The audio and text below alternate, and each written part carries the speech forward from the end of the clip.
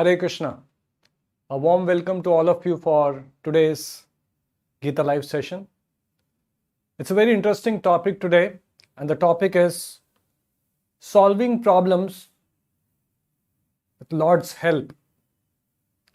We all encounter challenges, difficulties, trials, tribulations, and problems in our life. Nobody is an exception. The degree may vary from person to person, but everyone encounters challenges. And at times, the challenges and difficulties can be very overwhelming. We can be completely shattered, or we can be completely rattled because of the problems we encounter.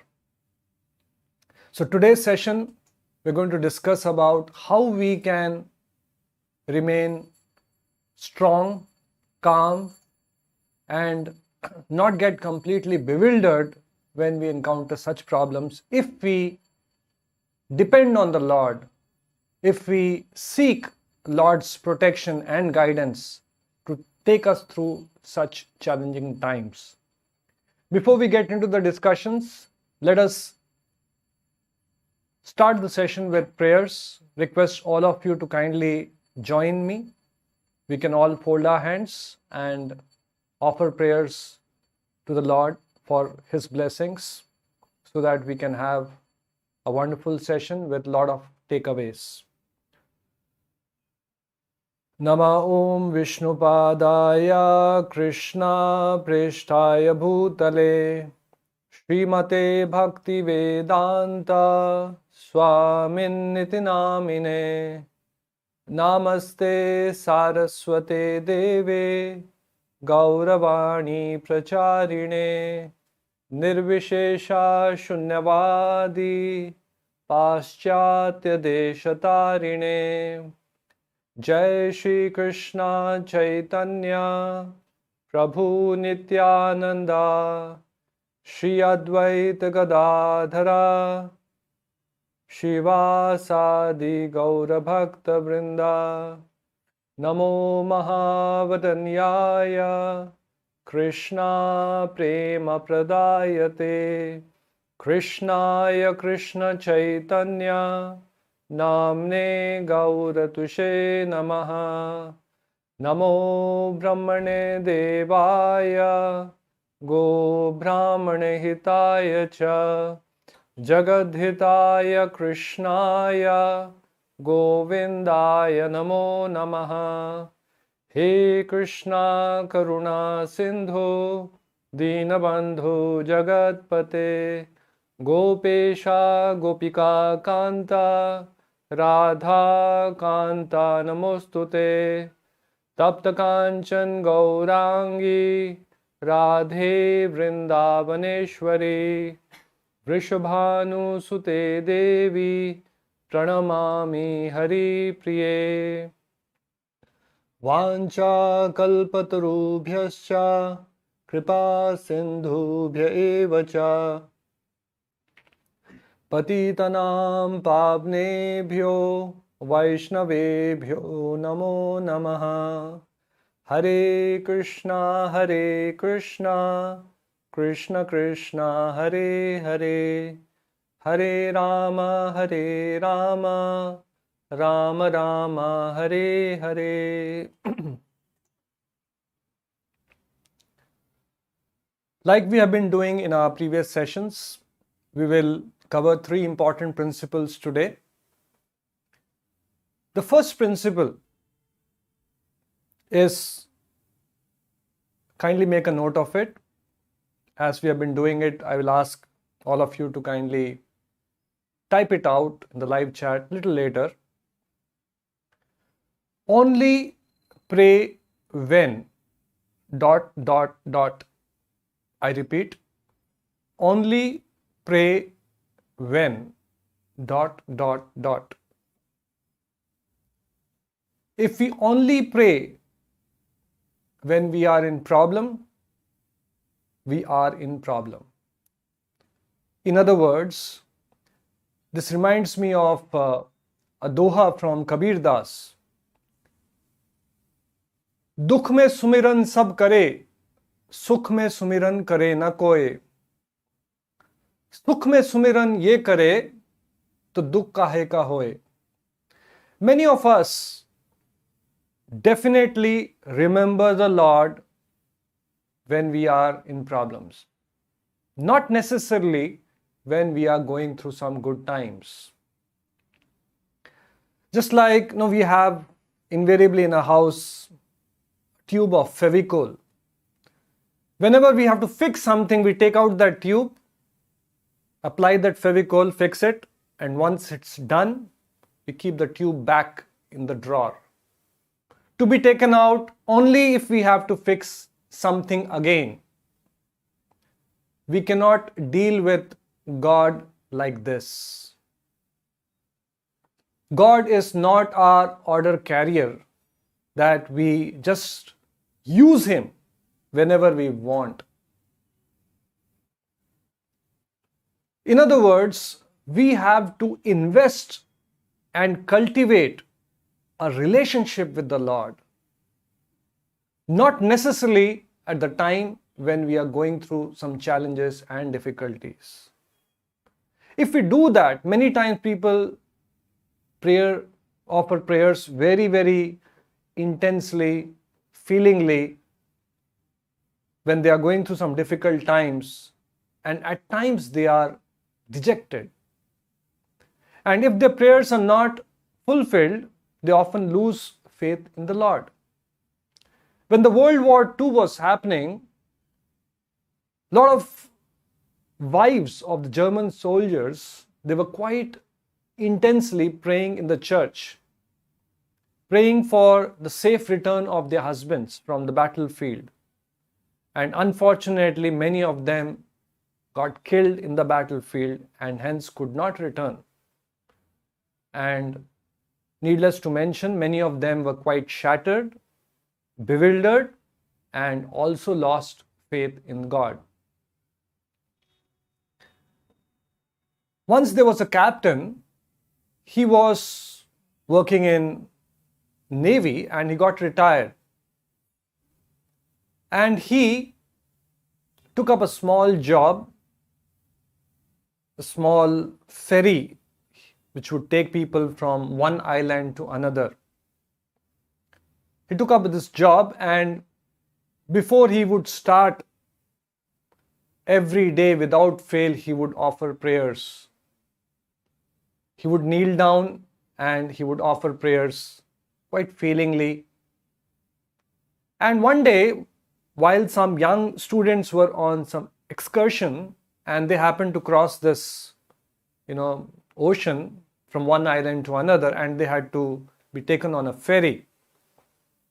They saw this captain praying, and on that particular day it was quite clear skies, very calm waters. So one of them sarcastically remarked, why does he have to pray and waste time? After all, the sea is quite calm. Why do we have to waste time praying to the Lord? But the captain, as usual, offered the prayers and then started with his duty. It was a long drive, and unfortunately on that day, suddenly the storm started blowing and the winds, very, very strong winds started blowing, and the ferry started tossing up and down, and all of them were quite panic-stricken. Many of them, unfortunately, did not know how to swim. So all of them gathered one place and, they started praying. And they also requested the captain, why don't you join us? Let's all pray together. Let's pray to the Lord for His help, for His guidance, so that we can reach the shore safely. While they were all praying, the captain was busy handling the boat, the ferry, doing his duty. And the captain slowly remarked, says, while the ocean is calm, I pray. And when the sea is rough, I handle my boat. I do my duty. So we have a very important lesson from this particular anecdote. When we go through nice, peaceful times, we often forget the Lord. दुख में सुमिरन सब करे, सुख में सुमिरन करे न कोई. And when we go through difficult times, we all use God to solve our problems, to take us through difficult times. Often it does not work. Krishna in the Gita says, as you surrender, so shall I reciprocate. Ye yatha mam prapadyante tam stataiva bhajami ham. As you surrender, so shall I reciprocate. Krishna does not force himself upon us. He has given us a free will, a choice. We can choose to remember him, or we can choose to forget him. So, Krishna says, as you surrender, if you remember him, if you surrender to him, he will reciprocate, but to the degree of your surrender. Just like in any relationship, if you invest time and energy, that relationship will crystallize. It will manifest. If there is zero investment in a relationship, there is practically no relationship. We have so many people, let's say, for example, a child fails in the exam, the father who is related thickly with the child will feel very pained to hear the results of his child. But a neighbor who has practically minimal relationship, he may not be pained as much as the father. So if we crystallize the relationship with the Lord by following a process which our acharyas have mentioned, which our scriptures have mentioned, not necessarily when we go through troubled times, on day-to-day basis, on daily basis, if we follow the process, cultivate that relationship, invest the time and energy, then when we are in need of Lord, going through some challenges, Lord will definitely reciprocate. In fact, a devotee develops that faith, that conviction, avashya rakshibi Krishna I vishwasa palana. He has that vishwasa that Lord will surely protect. This is that conviction which Prahlad had when he was thrown in a pit of snakes, when he was thrown from a cliff. He had complete faith in the Lord's protection because he was completely surrendered to the Lord. Maro bhi, rakho bhi, jo ichho tumara. Chaitanya Mahaprabhu says, whether you embrace me or you make me broken-hearted by not being present before me, you are my Lord unconditionally. Many times our faith in the Lord, our surrender to the Lord is conditional surrender. If my wish is fulfilled, then my faith in the Lord increases. If for some reason, whatever I have demanded, whatever I have requested is not fulfilled, I turn to some other God. Fortunately, in India, we have many options. So that's how people go from temple to temple, just like many times people, if they don't get cured, they switch doctors. So likewise, many times people also go from one God to another, one temple to another, asking for boons, asking for benedictions, and often get disappointed or disheartened when their wishes are not fulfilled. So the first point is, if you only pray when ... if you are in difficulty, then you are in difficulty. You are in problem. The second point is, the second principle is, a devotee who has nurtured that relationship, who has invested his time and energy in cultivating that relationship with the Lord, he has that faith, he has that nishtha, faith in the Lord's protection. He is not when he goes through some difficulties, he knows for sure Lord will surely protect him. Mind you, having said that, we have examples of great devotees who have gone through a lot of trials and tribulations, a lot of challenges, a lot of difficulties. We have devotees who have gone through very painful disease conditions. We have devotees who have got killed. Now that does not mean we have our own understanding of what is Lord's protection. Just because somebody has got diseased or just because some devotee has got killed does not mean that Lord has not protected. We always see Lord's protection from the perspective of this body because we are in illusion thinking that we are the bodies. But actually the fact is that we are a spirit soul, Atma, and Atma is eternal. So many times Lord may take his devotees through some difficult times just to impart some valuable lesson to that devotee. Not necessarily because of his bad karma. Generally we go through difficulties because of bad karma. The example is the Pandavas. They were great devotees of the Lord. All along the Lord was with them. But still they had to go to the forest. They were wandering. They had no fixed place to stay. They encountered many demons. Abhimanyu was killed. They participated in a match which was rigged. Draupadi was attempted to be stripped in a whole assembly. They go through a lot of difficulties. But because they were devoted to the Lord, they had that relationship with the Lord. With every difficulty they encountered, their faith in the Lord increased more and more. Generally, if we don't have that relationship with the Lord, based on knowledge, based on understanding of who the Lord is, then quite possible difficulties can shatter us, can completely bewilder us, and we can get overwhelmed. Our scriptures give us example of a cat carrying a rat and the same cat carrying a kitten. Many of us must have seen that when a cat carries a rat, the rat in its mouth, the rat is experiencing death.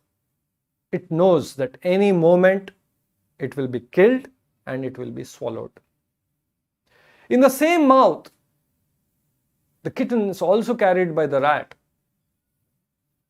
But the kitten, unlike the rat, experiences warmth of mother's love.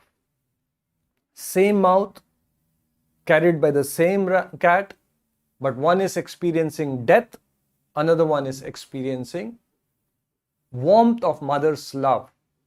Likewise, if that relationship is crystallized, if we have invested time and energy in building that relationship with the Lord, then even if the devotee goes through some difficulties, some challenges, he will experience Lord's reciprocation, Lord's protection, Lord's love. Although superficially, just like the cat carrying the rat or the kitten, superficially it appears both of them are going to get killed. Superficially it may appear that the devotee is not protected by the Lord. Devotee is also suffering like any other ordinary person. But devotee, genuine devotee who has evoked that relationship experiences Lord's love, Lord's protection. So the conviction that nishtha, that avashya rakshibi Krishna, a devotee has that conviction that Lord will surely protect me. This is the conviction which even Prahlad Maharaj had. As I mentioned earlier, he was tormented by his father just because he was a devotee of Lord Shri Krishna.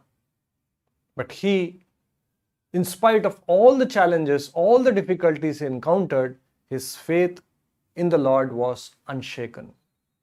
In fact, Kunti Maharani, in the Srimad Bhagavatam prays to the Lord, "O Lord, let more and more difficulties come," so that it's an impetus for us to remember you. It's a fact that we tend to remember the Lord when we are in difficulties, and there is a possibility of we forgetting the Lord when we go through good times. So Kunti Maharani is saying, "Oh Lord, let more and more difficulties come. Now that we have got the kingdom back and you are leaving us, we'll all forget you. So let more and more difficulties come so that it's an impetus for us to remember you, and remembering you means freedom from the cycle of birth and death." So Kunti Maharani was in knowledge. Unfortunately, we judge Lord's protection still deep in ignorance. And many times we mistake or we wrongly conclude about Lord's protection, more so when it comes to Lord giving protection to his devotees. Once there was a mullah. He was on a vacation and he was having his family, his wife, and was having a boat ride. And on that particular day, the weather was quite stormy, the winds were blowing, and when they were in the middle of an ocean, it became quite stormy, and huge waves started tossing the boat, and it appeared that any moment the boat could capsize and they could be in water. And the wife of Mullah started screaming, "Help, help, help!" Obviously, she was quite panic-stricken because she did not know how to swim. And while she was screaming, was completely anxiety, fearful of death, she saw her husband, Mullah, sitting in one corner of the boat, offering namaz, offering prayers. Could it be because of the prayers, sincere prayers? Because of his relationship with the Lord? Somehow, the storm subsided miraculously and they could reach the shore. Moment they reached the shore, the wife rushed towards Mullah and said, "What kind of person are you? Are you not afraid of death? We could all be dead today. If we were in water, if the boat would have got capsized, this could be the last day of our life. And I was seeing that you were completely silent, quiet, offering prayers. Are you not afraid of death?" So Mullah, instead of replying to her question, he had a sharp knife in his pocket, took out that knife and put it at the neck of his wife. And as soon as that sharp knife was put on the neck of the wife started smiling.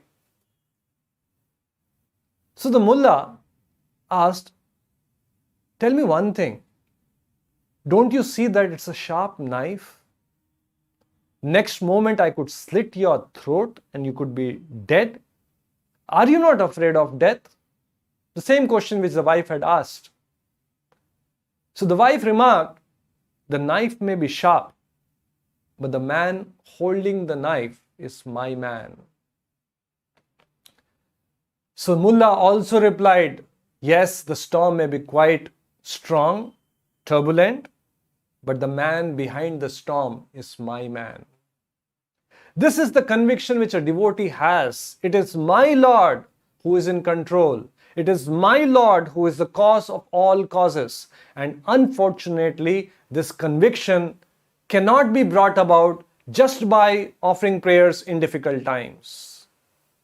That conviction has to be cultivated. That conviction comes with real knowledge. That conviction comes when we have heard about the Lord, His relationship with the devotees, from the right sources, attended satsang.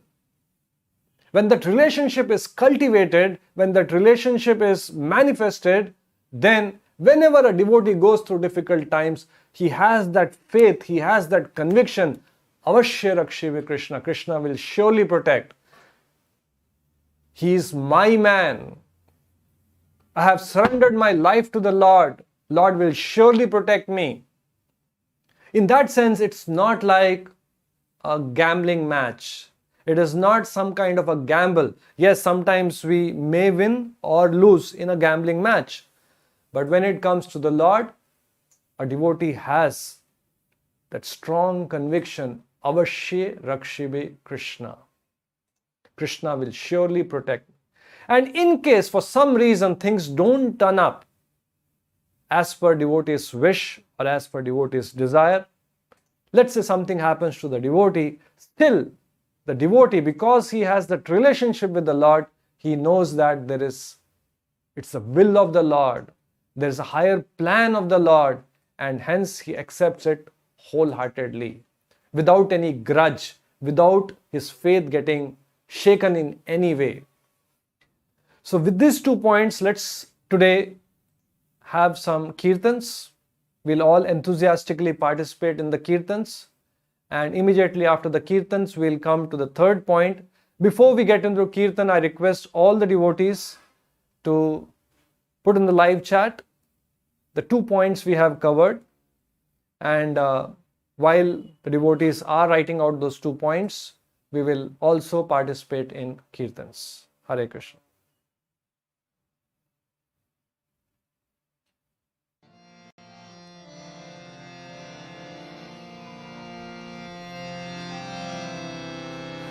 Hare Krishna,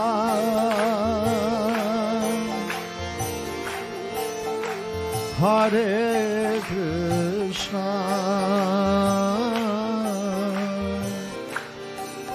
Krishna Krishna,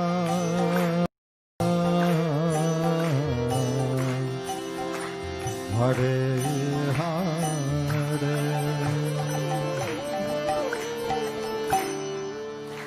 Hare Rama,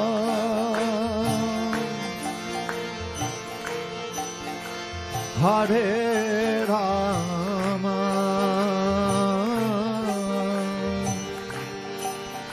Rama Rama,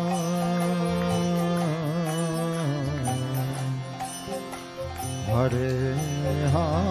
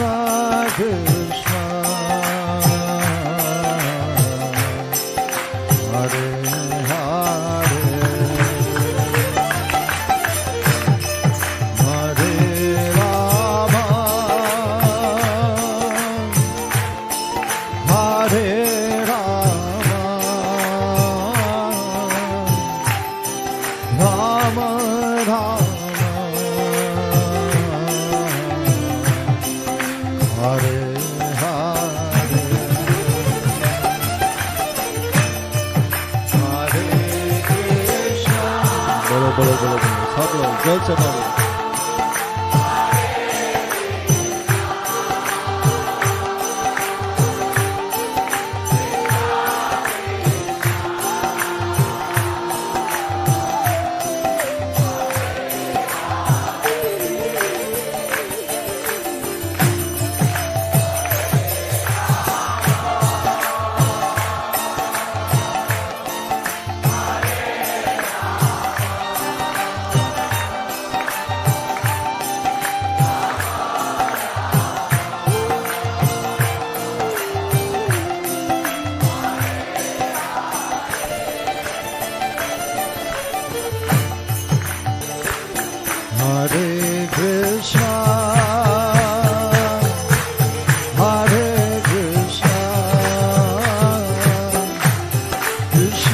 Krishna,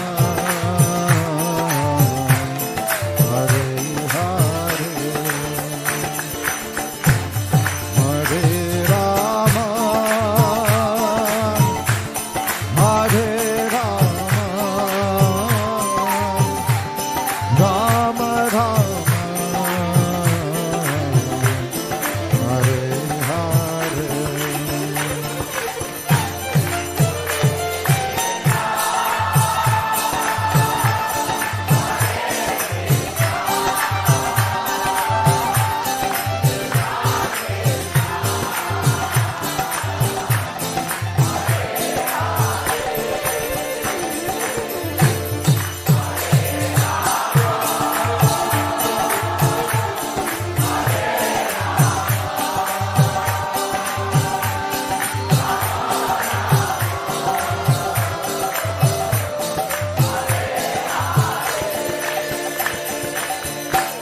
Hare Krishna, Hare Krishna, Krishna Krishna, Hare Hare, Hare Rama, Hare Rama, Rama Rama, Hare Hare.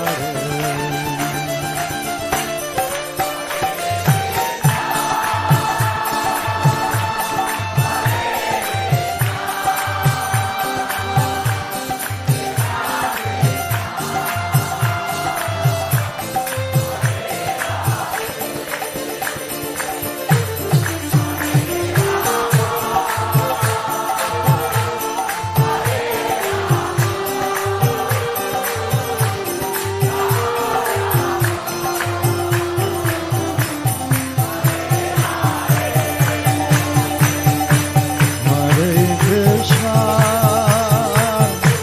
Hare Krishna, Krishna Krishna, Hare Hare, Hare Rama, Hare Rama, Rama Rama, Hare Hare. Hare Krishna, Hare Krishna, Krishna Krishna,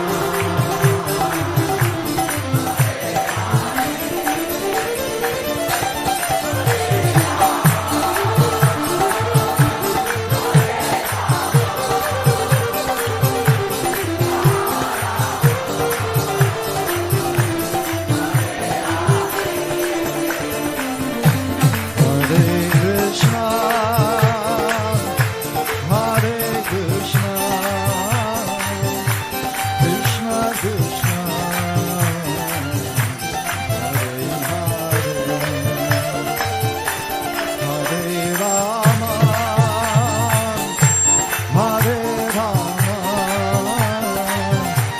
Rama Rama, Hare Hare.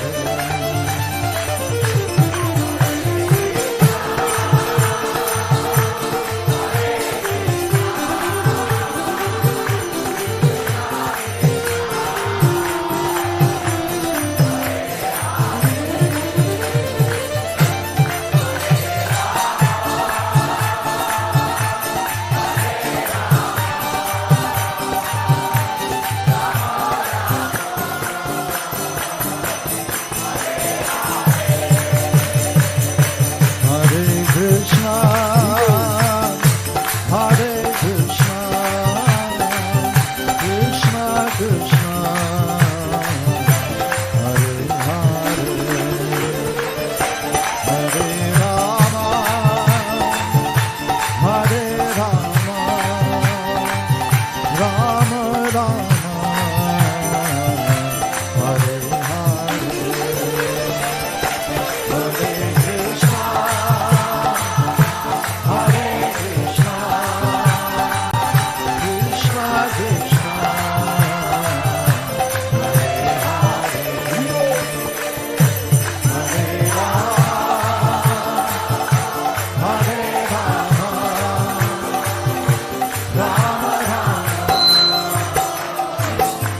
Everyone together, a little louder, please. Hare Krishna, Hare Krishna, Krishna Krishna, Hare Hare, Hare Rama, Hare Rama, Rama Rama. One more time, a little louder with your heart. Hare Krishna, Hare Krishna, Krishna Krishna, Hare Hare, Hare Rama, Hare Rama.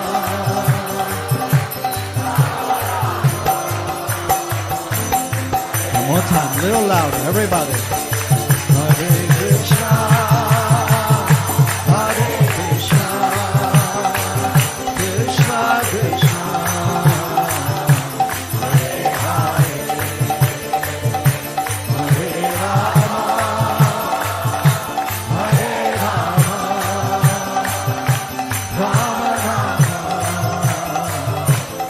Hare Hare. Hare Krishna, Hare Krishna, Krishna Krishna, Hare Hare,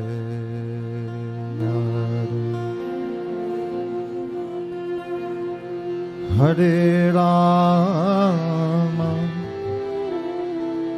Hare Rama,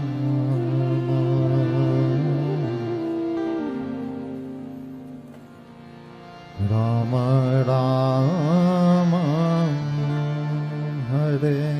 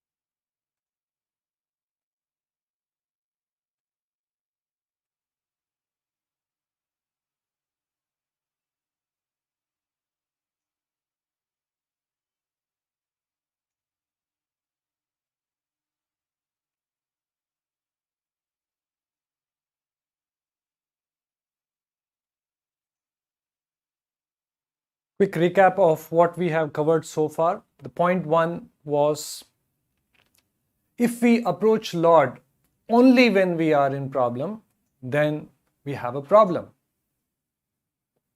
So what we conveyed was, no doubt we can pray to the Lord when we are in problem, but it's not like quick fix which we use only when we have something to fix. We should cultivate and nurture a relationship with the Lord even when we have no problems. Just last week I was in Jodhpur, had gone to meet a person.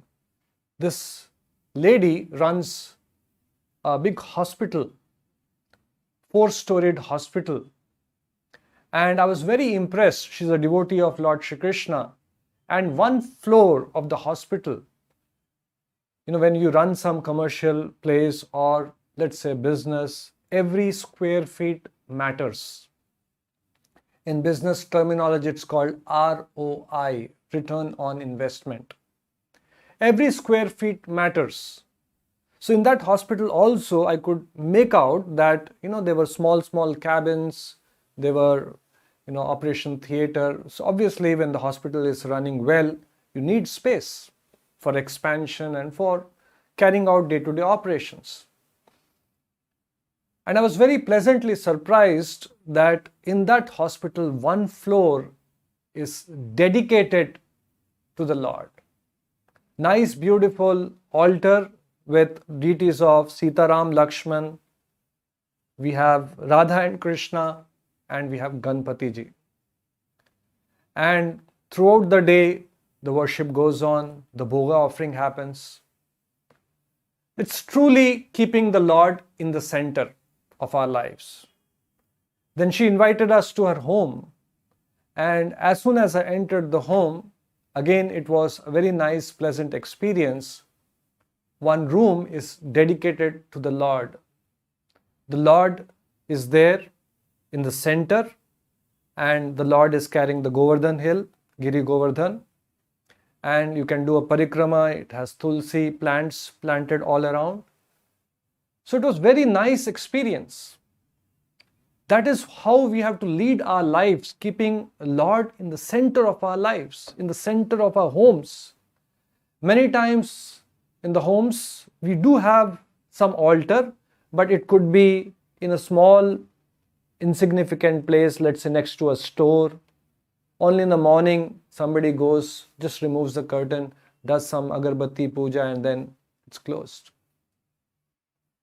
So if we have Lord in the center of our lives, every moment we are trying our best to remember the Lord. Kirtaniya sada hari, sada means always. Always remember Krishna and never forget Krishna. This is the essence of all the Vedic literatures. Always remember the Lord and never forget the Lord. But if we are always forgetful of Lord and remember the Lord only when we have difficulty, definitely there is a problem. We had also mentioned that in today's session, we will be covering what to pray when we are in difficulty.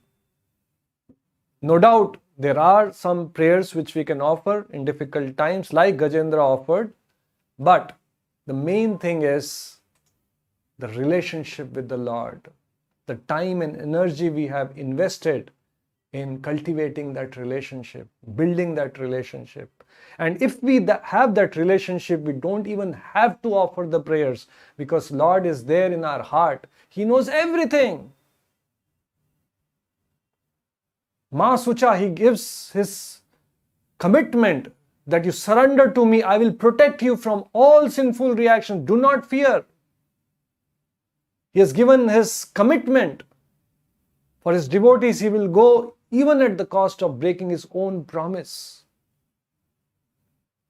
Na me bhakte pranashyati. Declare it boldly, Arjuna, that my devotee will never perish.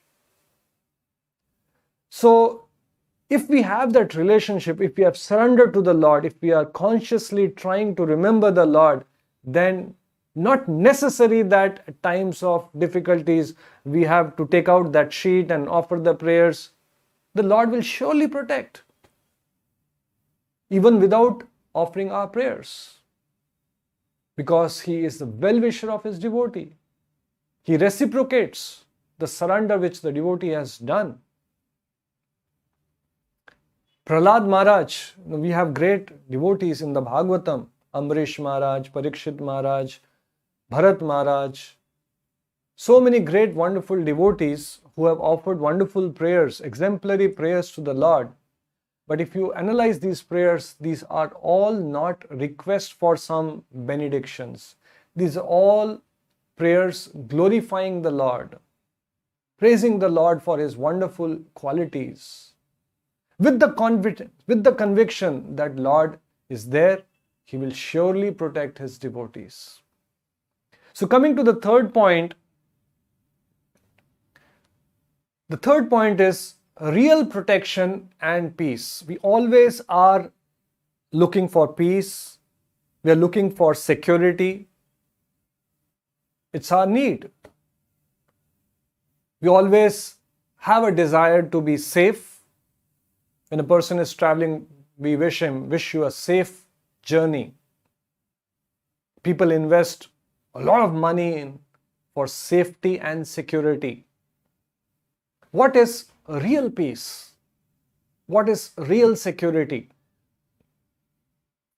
Gita Mahatmya are some verses which glorifies the Bhagavad Gita.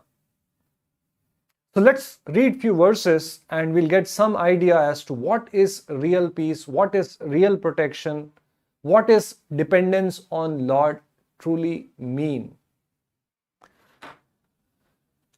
Gita Mahatmya, verse number 1 says that if one properly follows the instructions of Bhagavad Gita, if one sincerely, properly follows the instructions of Bhagavad Gita, one can be freed from all miseries and anxieties in this life, and one's next life will be spiritual. That's what we are looking for, freedom from all anxieties, fear, difficulties. So here Gita Mahatmya is saying that if one follows the instructions of Bhagavad Gita, one can be freed from all miseries and anxieties in this life, and one's next life will be spiritual. Sometimes people think that spiritual life is something like a post-dated check. For the timing, you have to face a lot of difficulties, lot of tapasya, lot of austerities, and sometime in future you may be liberated. Actually, it is not a post-dated check. Even in the present, when a devotee sincerely follows the instructions of Bhagavad Gita, he can experience love and reciprocation of the Lord.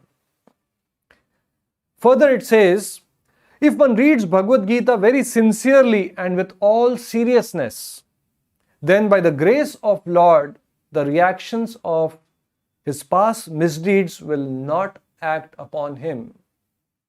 We see a lot of people suffering in this world, and sometimes people are suffering very, very miserably. Even if you want to help it, you can't help them. They're in such a pathetic state. Now, why different people are suffering differently? Some people are apparently enjoying life. It's because of the reactions of our deeds. Many of them are fructifying in the present moment, and many of them are stored latent as seeds, ready to germinate under the influence of time, kala. It can happen next moment, it can happen after a minute, after an hour, it can happen after a day, it can happen after a year, it can happen after a lifetime. There's a time lag between action and a reaction. So in that sense, we can never be so sure about the future. We do not know what kala will unfold, what kind of sinful reactions are stored in our system based on the deeds we have done in this life and the previous lives. So Bhagavad Gita Mahatmya says that if one reads Bhagavad Gita very sincerely and with seriousness, then by the grace of Lord, the reactions of his past misdeeds will not act upon him.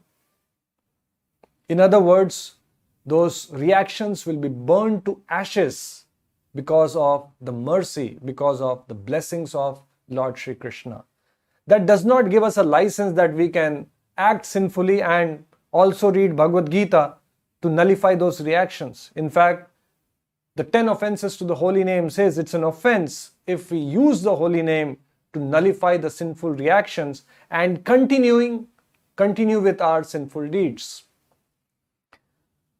Another verse which says, describe the almighty activity. This is not from Gita Mahatmya, this is from Srimad Bhagavatam, where the sages in Naimisharanya are requesting, please describe the Lord's activities, for that will satisfy the hankering of great learned men. We all have some kind of hankering. We are looking for peace. We are looking for satisfaction. We are looking for contentment, which will satisfy the hankering of learned men and at the same time mitigate the miseries of masses of common people. So these are all not mythological stories, Bhagavatam, Bhagavad Gita. These all are emanations from the Lord, transmitted in disciplic succession by learned sages who are genuine well-wishers of the humanity. And if one follows these instructions, apply those instructions in our life, lead a life in alignment with these instructions, then the miseries which generally fall upon us will not come about. In other words, the Lord does not want us to be miserable. Lord does not want us to be in difficulty. But unfortunately, we act in a way we ourselves are the cause of our difficulties, messing up our lives in ignorance, not knowing what we should be doing, what we should not be doing. The Lord says in the last portion of the Bhagavad Gita, 1866, Sarva dharman parityajya mam ekam sharanam raja. Aham tvam sarva papebhyo mokshashami ma sucha. You surrender to me. Mam ekam. Aham tvam sarva papebhyo mokshashami. I'll free you from all sinful reactions. And to assure, somebody may have a doubt, somebody may have some apprehension, he says, ma sucha, do not fear.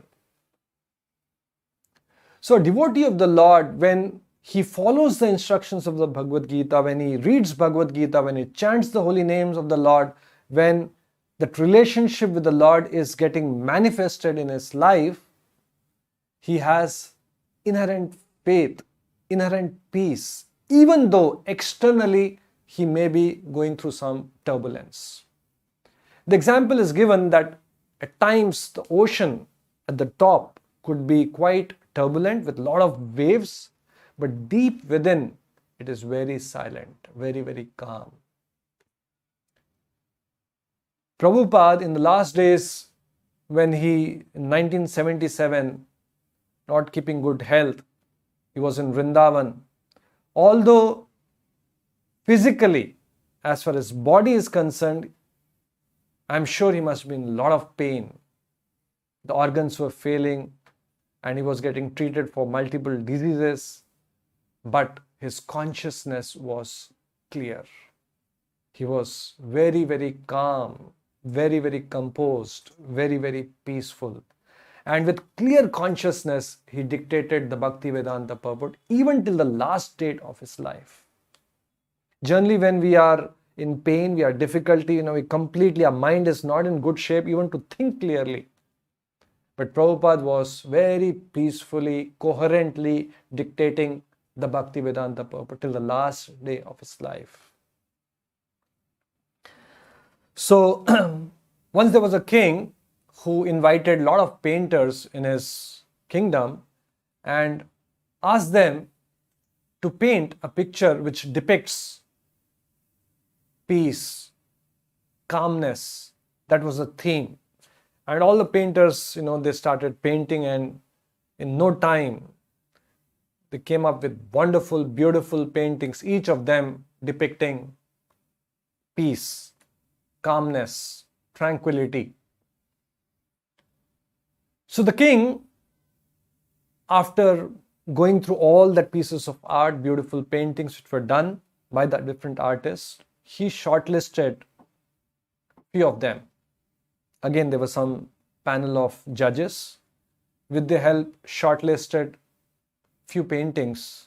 Generally, when you shortlist and then you have some semi-final round and then you have a final round.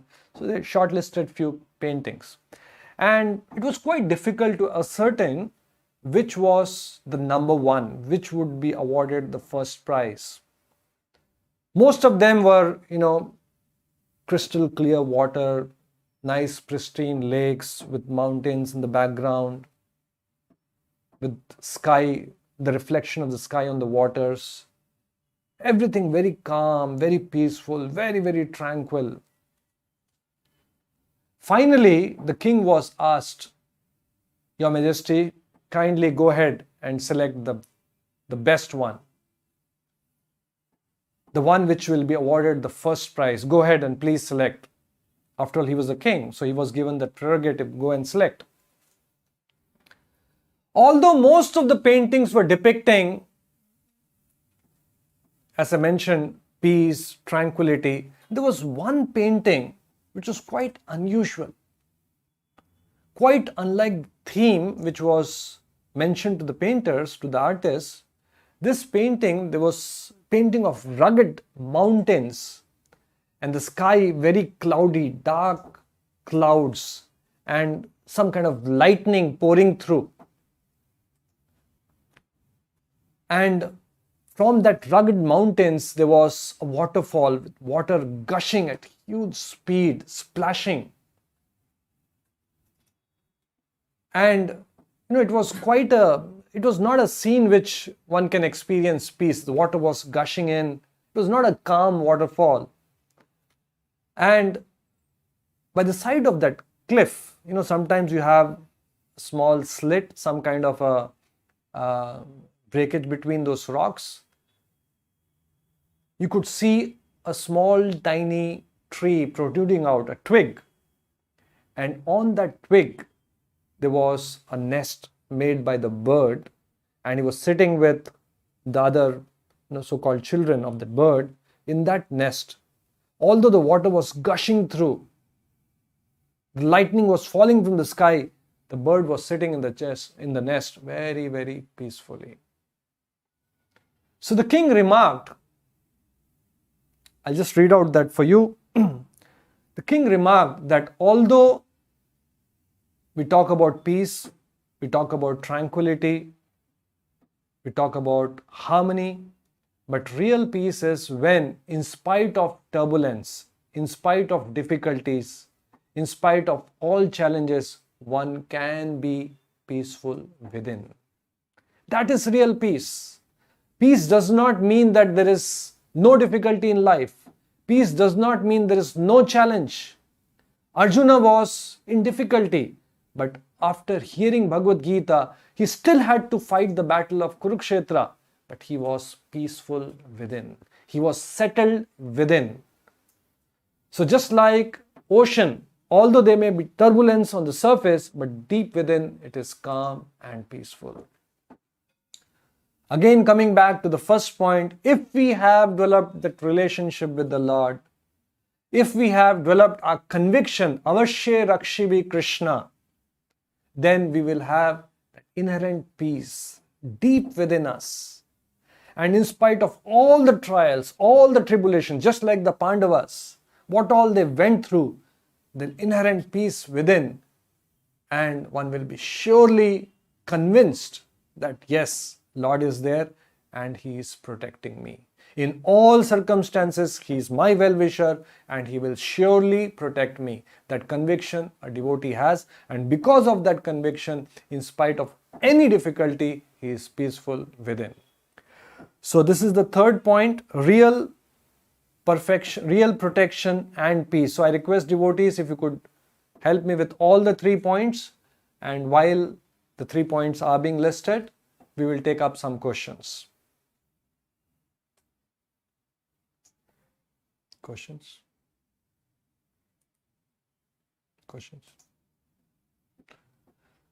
So first question is from Sudev Dosaj. Prahlad Maharaj is an exalted devotee of Lord Shri Krishna. How does an ordinary devotee face threefold difficulties? Generally, pure devotees do not face difficulties because of the karmic reaction. Many times it's the Leela of the Lord, it's a pastime of the Lord to teach some very important lessons for weak conditioned souls. And many times the Lord can also take devotees through some challenging times to impart some valuable lessons, to give them some valuable realizations. And we have to be humble enough. We always should believe that we are not devotees. We are all fallen souls. And if we go through difficulties, we should realize that it is all because of our misdeeds, because of our bad karma. In fact, a devotee thinks that when he goes through good times, he feels that the Lord has given him much, much more than he deserved. And when a devotee goes through painful conditions, some challenges, he thinks that because of my sinful deed, I should actually be suffering much, much more. But God is so kind to me that He has given me a token reaction. Let's say a devotee is going and he gets hit with a car and gets fractured. His leg gets fractured. Again, it's a question of perspective. Somebody may say, why me? I'm a devotee of the Lord. Why me? Why did I get fractured? But another way of looking at it, yes, I could have lost my leg in an accident. The Lord has mercifully just given me a token reaction and I have got my bones fractured. So that is a perspective. Again, that perspective comes about when we are having the right understanding from our scriptures. This question is from Sudipto Chatterjee. How to develop confidence that Krishna will protect? Many times we get agitated by problems and not able to concentrate on devotional service. As I mentioned earlier, we have to nurture faith and conviction in Lord's protection. And that comes about in due course of time. One has to cultivate it, just like a gardener puts a seed, puts the manure, puts the water, and the seed germinates, becomes a small sapling, a plant, protects that plant, and due course of time, the plant grows into a tree, it flowers, and then it gives the fruit. So likewise, Bhakti Lata is also like a creeper. Initially, it is very soft and tender, just like a soft creeper. If somebody stamps on it, it can get crushed. So likewise, our faith in the initial stages as neophytes is very, very tender. It's Komala Shraddha. So we have to be very protective. Just like a gardener, he nurtures that plant by putting the manure, putting the water time to time, and then protecting it. Likewise, we also have to protect our bhakti. We have to associate with the right devotees. We have to chant the holy names of the Lord. It's like watering that Bhakti Lata Bija. And when we do that, naturally in due course of time, that nishtha, that firm faith, that conviction comes about. And we have to be patient for that. This question is from Chanchal Saha. Why did God create carnivores and ferocious animals like tigers and lions to make the herbivores fall in terror and trouble for no reason? What is the fault of goats that they are badly killed by those? In fact, killing cannot be avoided in this world. Jivo jivasya jivanam. Even we kill plants. Even when we boil water, we are killing millions of microbes. So what the scriptures are saying, it's being very practical. We have to stop unnecessary killing.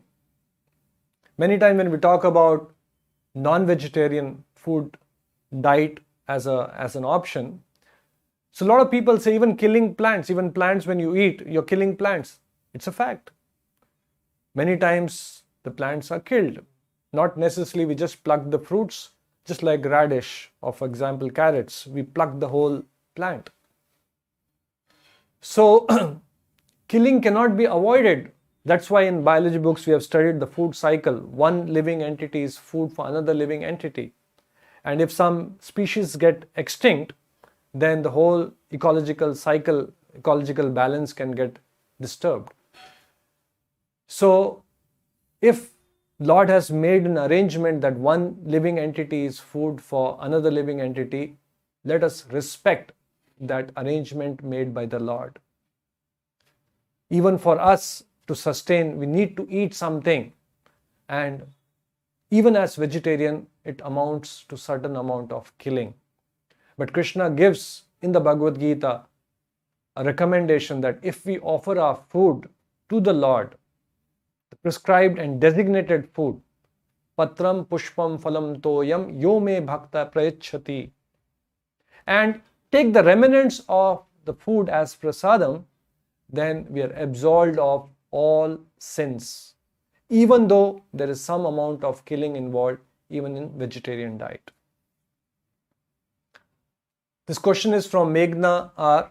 Krishna tells to give up attachment for results, but I am feeling very difficult to add.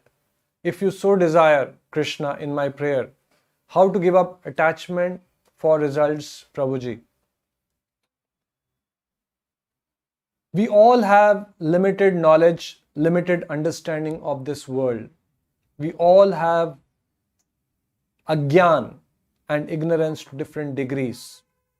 We are not all knowing.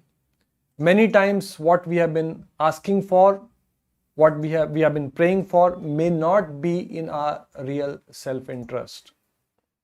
Therefore, it is best, even if we are offering Lord some prayers, asking for some material benediction, fulfillment of material desires, it's always good that we are not very adamant and we add this, if you so desire. Let thy will be done. If we have that prayer, we are quite safe.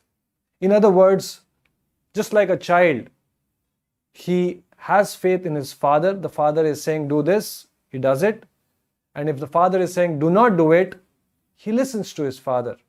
If he listens to his father, knowing that father is his well-wisher, then he can avoid making a lot of costly mistakes. Likewise, we can mess up our lives making costly mistakes because of the ignorance which is clouding our consciousness. So even if we are offering our prayers because of some attachment to the results, it is always good that we end our prayers with, if you so desire. This question is from Vaibhav Adkare. What is the difference between Vaikunt, Saket Dham and Bhagavad Dham? Frankly speaking, I don't know much about Saket Dham and Bhagavad Dham. Yes, I know about Vaikuntha and I also know about Goloka. Vaikuntha is the innumerable planets, Vaikuntha. Kuntha means anxiety. Vaikuntha means those spiritual planets where there is no anxiety, where there is no repeated birth and death. It's full of Sat, Chit and Ananda, blissful. And Goloka is the place where Lord Shri Krishna resides, the highest planet in the spiritual world, where Lord Shri Krishna resides and is engaged in various pastimes, wonderful leelas with his confidential devotees. This question is from Tweety. How will we know that Lord's guidance or instruction? Because many times we have to choose between two things in mind and I get confused which is good or bad. I am papi that God can't talk directly to me. Yes, it's a fact. It's good to think that we are sinful, therefore we are not qualified to come close to God or listen to God. It's always good to think like that.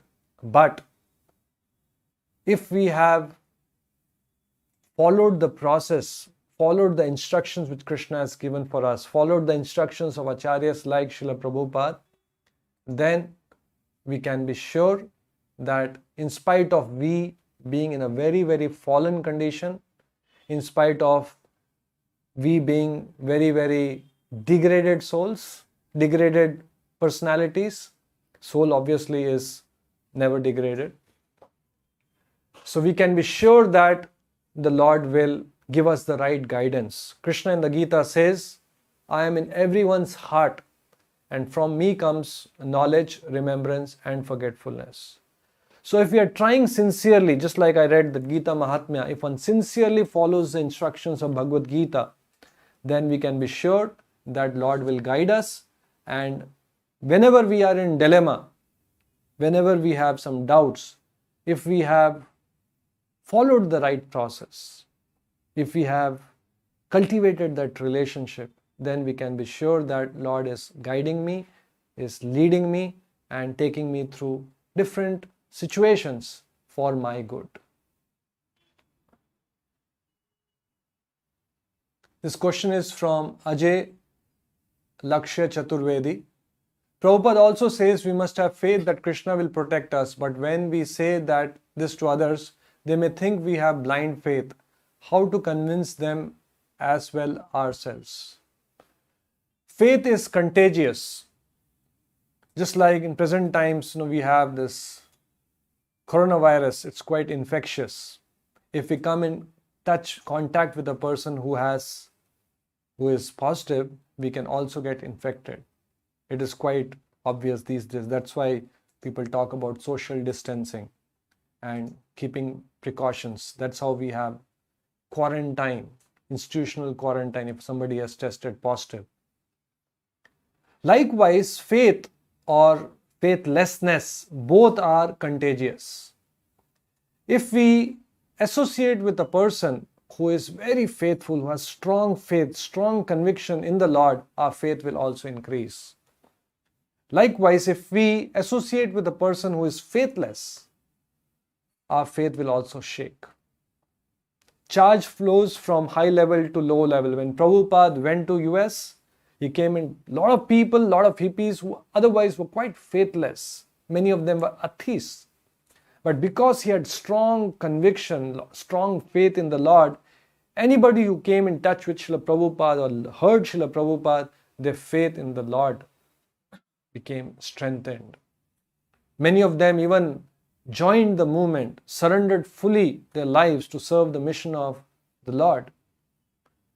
So we should try our best to associate with faithful devotees, sincere devotees, regularly hear satsang, regularly chant the names of the Lord, regularly read Bhagavad Gita, and for sure, by Lord's grace, Lord's mercy, our faith will become strong. This question is from Kamal Jyoti Talukdar. How we can worry less and fear about future and what we have to do. We discuss at length in today's class. If we have to experience genuine peace, genuine happiness, genuine protection, we have no option but to develop genuine relationship with the Lord. Right understanding of who is the Lord, what's our relationship with the Lord, how Lord protects His devotees. Asatoma satgamaya, tamasima jyotirgamaya.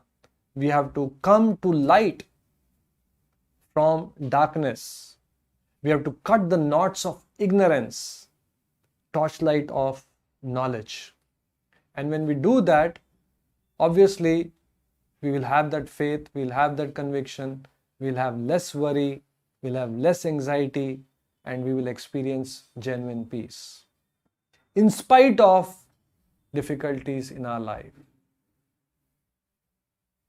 Sometimes we have a wrong understanding that if I become a devotee, my life will become fully peaceful. There should be no difficulty, no challenges in my life.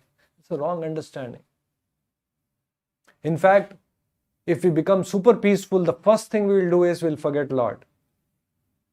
And the Lord knows that our root cause of our problem is that we are completely forgetful of God, forgetful of Him. That's the root problem. So therefore, a devotee does not pray that I should have a completely peaceful life. His prayer is, whatever condition you keep me in, whatever you sanction in my life, let me always have that benediction that I may not forget you.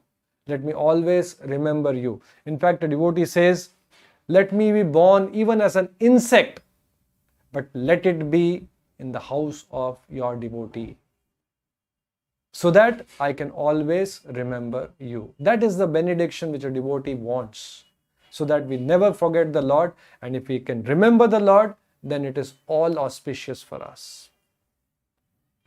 This question is from Sujay Goswami. Why do great devotees pray to Krishna to keep me in difficulty so that I can pray more and more and depend on your mercy more and more? We cannot imitate great devotees, but we can follow in their footsteps. Generally, miseries are an impetus for us to remember the Lord. As I mentioned earlier, when we go through good times, we generally tend to forget the Lord. And only when we go through some challenges, we try to pray and remember the Lord. So, the devotee of the Lord knows that the real goal of life is not to settle down peacefully in this material world. A devotee, out of his right understanding, because of his enlightenment, because of his knowledge, he knows that real auspiciousness is to remember the Lord always. To remember the Lord so that even when we are leaving this body, we remember the Lord. Anta Narayana Smriti. So knowing that real auspiciousness is to remember the Lord, he prays that let there be difficulties. Because in good times, there is the possibility that we will forget the Lord. In difficult times, practically everyone remembers the Lord. So devotee says that let there be difficulties so that I can always remember you. I can always remember your lotus feet. And remembering your lotus feet, remembering you means freedom from this cycle of birth and death.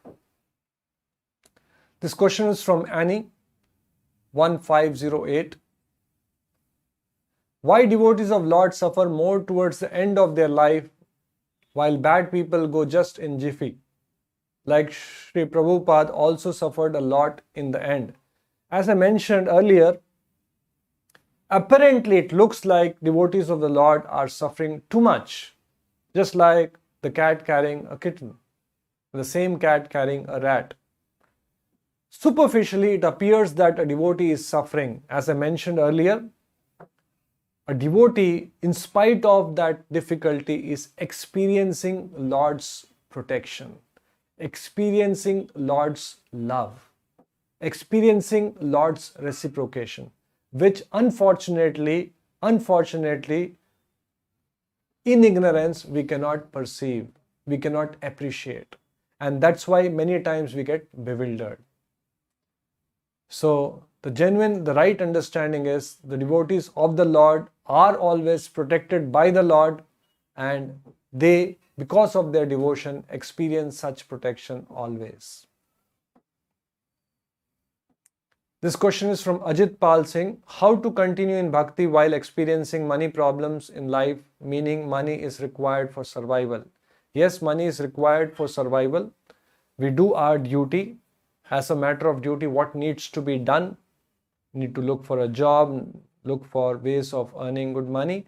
But in the process of earning money, we should always remember money is a means to an end. We should not get completely lost in the process of earning money that we forget the goal of life. The goal of life is to cultivate our relationship with the Lord. While we have to pursue this goal, yes, we need to sustain in this world. We need roti, kapda, makan. For that, we need to work. But unfortunately, in present times, the means has become an end, and people are completely forgetful of what's the goal of life. Nate vidu swarth gatim hi Vishnu. People have forgotten that real swartha, real self-interest is actually Vishnu. So we need money. Yes, money is important. But like I mentioned in a previous session, money minus the Lord is like zeros.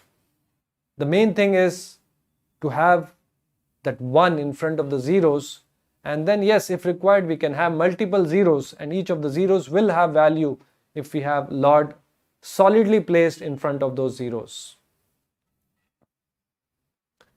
This question is from Archie. Can prayers to demigods alter the effects of our karma to receive boons as desired? How the seeker is able to get their desire granted by demigods if it wasn't ordained in their destiny? I'll briefly answer this question. The sukha dukkha when we come in this world is destined. The details are not destined. When I am going on the road today, the tire will get punctured. Detail is not destined. Whether I will go to the US, earn how many dollars, that's not destined. The sum total of sukha dukkha which a soul will experience in a lifetime is destined. We can change the details. For example, if a person is asked as a punishment to carry a bag on his right shoulder, let's say 20 kgs of rocks on his right shoulder, and after a while it starts paining, he can always shift the bag to the left shoulder and he can experience some relief. But very soon the left shoulder will start paining. So likewise, we can juggle in this material world. We can get bewildered. That is the meaning of Maya. We can get bewildered. He worked so hard, he earned a lot of money, and now he is happy. He has increased his happiness. Actually, that's an illusion. So, we have to do it. That does not mean that we should not work. That does not mean that we should not do our duty. There's so many people who are working very, very hard, 16 hours a day, barely able to put food in their mouth. So, we have to sincerely do our duty and not get lost in pursuit of earning money. So, when we worship devatas also, they can little bit juggle around with our karma. Just like bag on the right side of the shoulders, we can move to the left side, we can experience temporary relief. But if we want genuine relief, if we want our sinful reactions to be burnt and get purified, then we have to surrender to the Lord. That's why Krishna in the Gita says, Sarva dharman parityajya mam ekam. Vedas talk about so many Devi Devatas and all that. Finally, in the 18th chapter, Krishna says, Mam ekam sharanam raja. I'll free you from all sinful reactions. Do not fear. And then he also mentions in the Bhagavad Gita that even if you are worshipping the Devatas, you are worshipping me only. But it is avidhi purvakam. It is not the right way of worship. Just like you're watering the plant. The leaves are all dried up. You're putting water on the leaves, dried leaves. Actually, you're watering the plant only. But it is avidhi purvakam. It is not the right way of watering. You put the water in the root, automatically the water gets reached to all the parts of the tree and it gets nourished. So, the root of this existence is Lord Shri Krishna, and he's saying, Mam ekam sharanam raja, and all the sinful reactions I'll free you from, and he's giving his assurance, do not fear. So, although yes, worship of devatas is recommended, but these are all for kama bhaktas. Kama bhaktas means those who are approaching Lord for fulfillment of their material desires. Kama is tirte hrite jnana prapadyante anya devataha.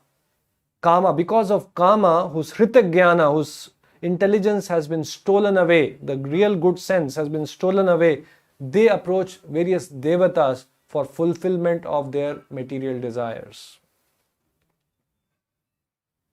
This question is from Vinayak Chaurasia.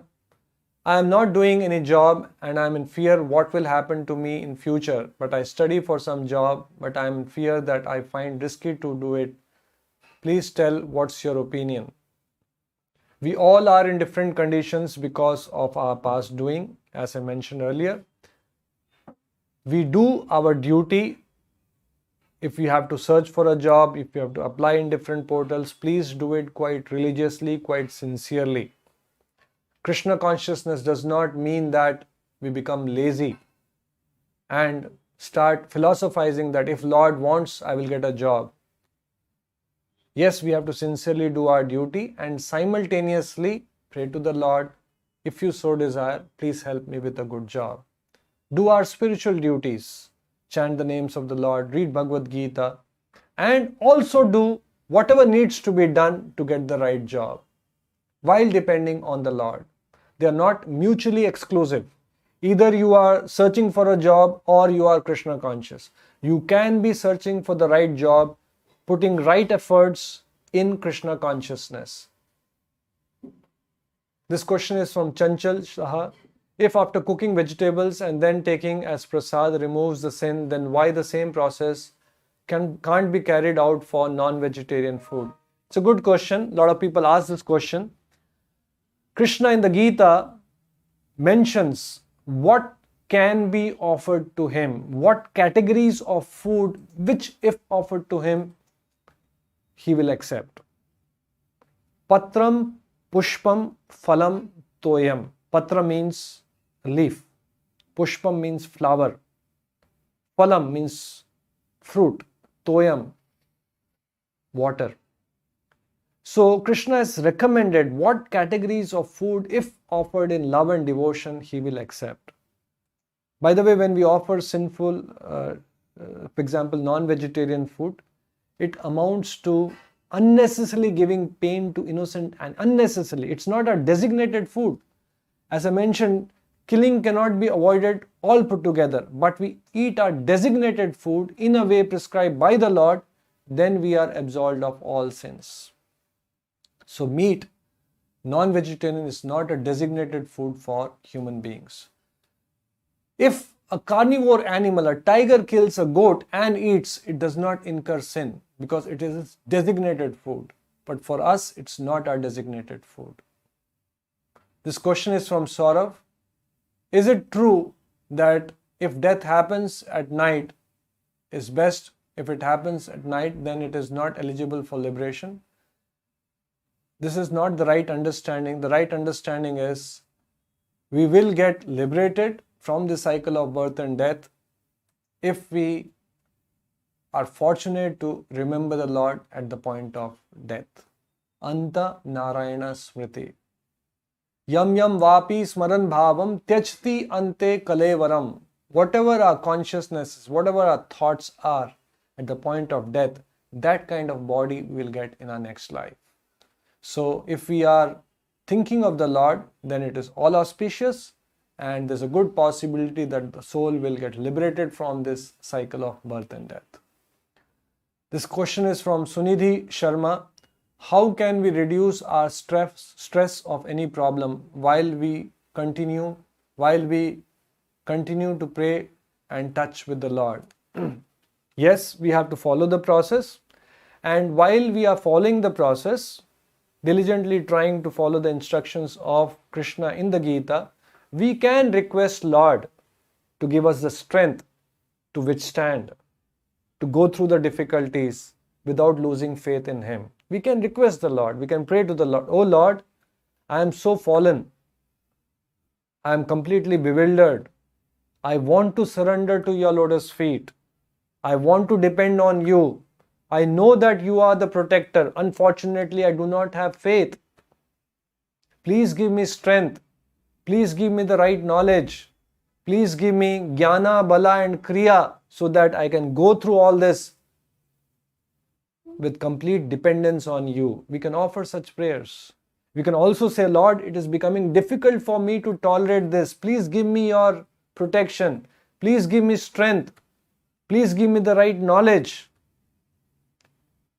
And if we have that relationship with the Lord, a devotee does not even have to offer these prayers. He knows that the Lord understands. Just like a child who is completely dependent on his parents, the mother knows that now he is hungry. A small baby, the mother knows that now he must be hungry, he has to be fed. So likewise, when a devotee is completely dependent on the Lord, he knows that the Lord will surely protect, and he has that conviction.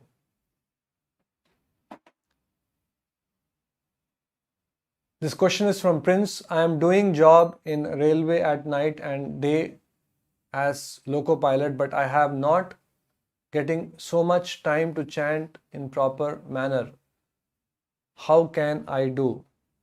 We all are in different circumstances. Let's do the best we can in the circumstances we are in.